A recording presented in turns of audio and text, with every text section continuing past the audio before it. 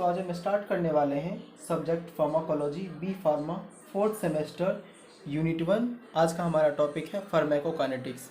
ये Greek word से आया है। Pharmacon means drug and kinetics means movement, in which we study about what does body do to the drug. इसमें हम लोग पढ़ेंगे हमारा बॉडी ड्रग के साथ क्या करता है। ठीक है। The pharmacokinetics involved detail study of absorption, distribution, metabolism, excretion and the relationship with pharmacology। ठीक है। इसमें हम लोग एब्जॉर्प्शन और इसके और अलग फैक्टर के बारे में पढ़ते हैं। तो एब्जॉर्प्शन क्या होता है? Entrance of drug to systemic circulation is known as absorption. Means हमारा हम लोग जो ड्रग लेते हैं उसमें जो ड्रग मॉलिक्यूल्स हैं वो हमारे ब्लड स्ट्रीम तक पहुंच जाता है, एब्जॉर्ब होकर उसे हम लोग एब्जॉर्प्शन कहते हैं। Distribution of drug in body fluid and tissue. हम लोगों ने जो ड्रग खाया वो ब्लड तक पहुंचा, फिर ब्लड से हमारे बॉडी फ्लूइड और टिश्यू तक पहुंचा, डिस्ट्रीब्यूट हो, उसे हम लोग डिस्ट्रीब्यूशन कहते हैं। मेटाबॉलिज्म इरिवर्सिबल ट्रांसफॉर्मेशन को हम लोग मेटाबॉलिज्म कहते हैं, सिंपल। एक्सक्रीशन क्या होता है? Removal of drug from the body is known as excretion. हमने जो मेडिसिन लिया, हमारे शरीर में एक्स्ट्रा मेडिसिन हो गए और उसको हम लोग रिमूव कर दें, जिसके द्वारा रिमूव होता है उसे हम लोग एक्सक्रीशन कहते हैं। जैसे कि आप यहाँ देख सकते हैं, जैसे यूरिन के द्वारा, बाइल, फिकस, स्वेट के द्वारा, इसे हम लोग एक्सक्रीशन कहते हैं। हमारा अगला टॉपिक है मेम्ब्रेन। यह एक बायोलॉजिकल मेम्ब्रेन है। ये फॉस्फोलिपिड कोलेस्ट्रॉल के द्वारा बना हुआ होता है। यह बाइलेयर का होता है। इसे हम लोग से ये एक सेमी परमिएबल मेम्ब्रेन की तरह एक्ट करता है। अगला टॉपिक है membrane transport. In the transport of drug molecules across the cell membrane. जब हम लोग कोई मेडिसिन लेते हैं तो वो सबसे पहले हमारा सेल मेम्ब्रेन को क्रॉस करता है, उसके बाद हमारे ब्लड में एंटर लेता है। ठीक है। इसके कुछ मैकेनिज्म हैं, जैसे passive, active, facilitate and endocytosis. इसको समझने से पहले हम लोग कंसंट्रेशन ग्रेडियंट देखते हैं क्या होता है। तो कंसंट्रेशन ग्रेडियंट क्या होता है? Any substance move from higher concentration to lower concentration is known as concentration gradient. Higher concentration to lower concentration is known as concentration gradient. Against concentration gradient क्या होता है?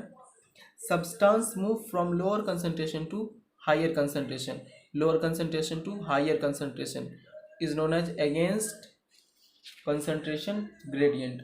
वो हम लोग देखते हैं पैसिव ट्रांसपोर्ट या पैसिव डिफ्यूजन क्या होता है। In passive diffusion more than 90% of drug absorb. इसमें मोर देन 90% ड्रग का एब्जॉर्ब हो जाता है। ठीक है। Difference in the drug concentration either side membrane. ठीक है। Any other source of energy is not required. इसमें जो ड्रग मॉलिक्यूल्स पास होते हैं उसमें एनर्जी देने की ज़रूरत नहीं पड़ती। ठीक है। जैसे ये हमारा सेल मेम्ब्रेन है, यहाँ पे कुछ ड्रग्स हैं जो वाटर सॉल्युबल हैं, कुछ लिपिड सॉल्युबल हैं। तो जो ड्रग्स लिपिड सॉल्युबल वो इजीली क्रॉस हो जाते हैं सेल मेम्ब्रेन के, बट जो वाटर सॉल्युबल हैं इन्हें एक चैनल चाहिए होता है पास करने के लिए। ठीक है। तो ये इस चैनल के द्वारा पास आउट होते हैं और फिर हमारे ब्लड स्ट्रीम तक पहुँचते हैं। हमारा दूसरा टॉपिक है active transport.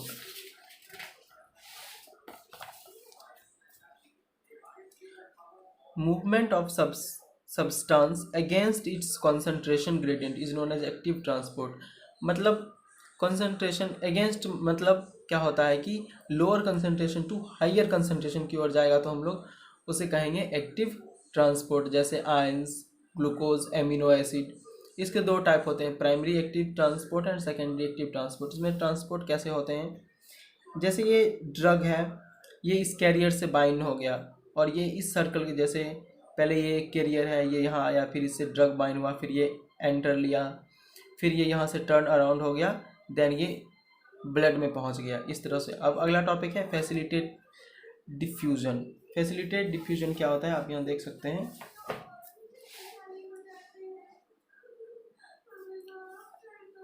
In this transport drug substance move across the concentration gradient but with the help of any carrier bodies is known as facilitate. इसमें जो ड्रग मॉलिक्यूल्स हैं उन्हें सिंपली एक कैरियर का जरूरत पड़ता है ताकि वो ट्रांसपोर्ट कर सके, इसे हम लोग फैसिलिटेट ट्रांसपोर्ट कहते हैं। In which some large molecules और poorly diffusible substance does not pass through passive transport, so it require help to any carrier bodies to cross membrane. इसमें जो मॉलिक्यूल्स वो या तो लार्ज होते हैं या वो लेस सॉल्युबल होते हैं, इसलिए इन्हें एक कैरियर का जरूरत पड़ता है। अब हमारा अगला टॉपिक है इंडोसाइटोसिस। इसे हम लोग कॉर्पस्कुलर भी कहते हैं, ठीक है, because cell membrane engulf extra cellular material. ये हमारा सेल मेम्ब्रेन है और सेल के आउटर साइड में है, सेल के आउटर साइड में है, तो ये एक्स्ट्रा सेलुलर कहलाया, इसे इनगल्फ किया, इसी प्रोसेस को हम लोग इंडोसाइटोसिस कहते हैं, ठीक है। इसमें क्या होता है, due to large size they do not cross membrane and also not fit in any pore. मतलब इसके जो मॉलिक्यूल्स थे वो लार्ज साइज के होते हैं और वो फिट नहीं होते हैं चैनल में, इसे सेल क्या करता है कि इसको इनगल्फ कर लेता है। इसके टू टाइप होते हैं, phagocytosis and pinocytosis. Phagocytosis also called cell eating, engulfing of solid particle. Cell membrane है, ये इनगल्फ कर लिया इस सॉलिड पार्टिकल को, तो हम लोग कहेंगे phagocytosis. Pinocytosis cell drinking, fluid solute are engulfed, मतलब लिक्विड पार्टिकल्स हैं, सेल मेम्ब्रेन इसको इनगल्फ किया या एब्जॉर्ब किया एंड देन ये एंटर किया, उसे हम लोग पिनोसाइटोसिस कहेंगे। अगला टॉपिक है एब्जॉर्प्शन।